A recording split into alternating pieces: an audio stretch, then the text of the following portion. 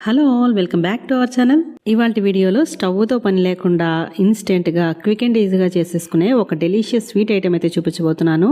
చేసుకునే ప్రాసెస్ కూడా చాలా సింపుల్. ఎవరైనా చేసేయచ్చండి. ఈవెన్ వంట రాని వాళ్ళు కూడా ఈజీగా ప్రిపేర్ చేసేసుకోవచ్చు. మరి ఇది ఎలా తయారు చేయాలో చూసేద్దాం పదండి.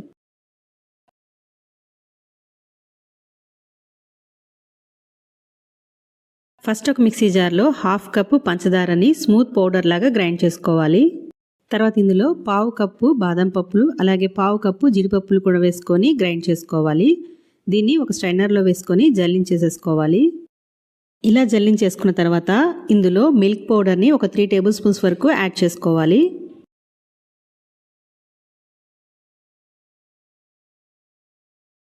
ఈ మొత్తం కలిసేలాగా బాగా కలుపుకోవాలి. ఈ మొత్తం బాగా కలిసేలా కలుపుకున్న తర్వాత దీన్ని పక్కన పెట్టేసుకుందాము. నెక్స్ట్ ఇదే మిక్సీ జార్లో 1 కప్పు పుట్నాల పప్పునే యాడ్ చేసుకుంటున్నాను. దీన్ని కూడా స్మూత్ పౌడర్ అయ్యే వరకు కూడా గ్రైండ్ చేసుకున్న తర్వాత సేమ్ ఇందాకట్లాగానే స్ట్రైనర్లో వేసుకొని ఒకసారి జల్లించేసుకోవాలి. ఇది జల్లించుకోవడానికి అయితే పిండి జల్లిని యూస్ చేసి జల్లించుకోండి. ఎందుకంటే పిండి జల్లితో జల్లించుకుంటే మనకి స్మూత్ పౌడర్ అయితే వస్తుంది. ఇక్కడ తర్వాత ఒక 3 టేబుల్ స్పూన్స్ వరకు నెయ్యిని పోసుకోవాలి. ఇక్కడ కాచిన నెయ్యిని పోసుకుంటున్నాను. ఈ మొత్తం కూడా బాగా కలిసేలాగా చేత్తో రబ్ చేస్తూ కలుపుకోవాలి. నెయ్యి మొత్తం కూడా పిండికి పట్టే విధంగా బాగా రబ్ చేసి కలపాలి.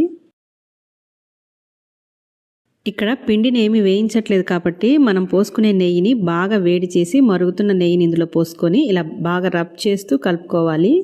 నెయ్యి మొత్తం పిండికి పట్టిన తర్వాత ఇందులో కాచి చల్లార్చిన పాలను యాడ్ చేసుకుంటున్నాను. ఒక 3 టేబుల్ స్పూన్స్ వరకు.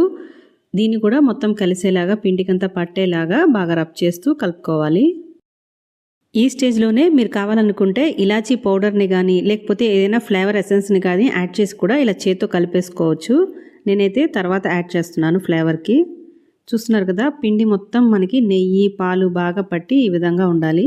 దీన్ని మళ్ళీ నేను ఒకసారి మిక్సీ జార్లో వేసుకొని పల్స్ మోడ్లో ఒక 2 to 3 టైమ్స్ గ్రైండ్ చేసుకుంటున్నాను. ఎక్కువసేపు అక్కర్లేదు, లైట్గా పల్స్ మోడ్లో గ్రైండ్ చేసుకుంటే సరిపోతుంది.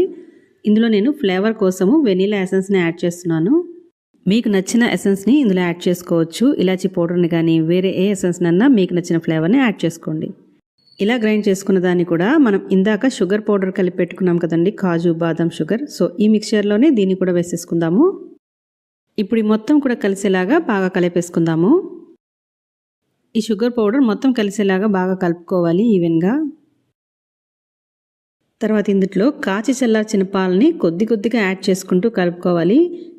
పాలు ఒకేసారి యాడ్ చేయమాకండి, ఎందుకంటే ఎక్కువ పాలు పట్టదు దీనికి. సో స్పూన్స్తో యాడ్ చేస్తూ కలుపుతూ యాడ్ చేసుకోండి, కావాల్సినంత పాలు మాత్రమే.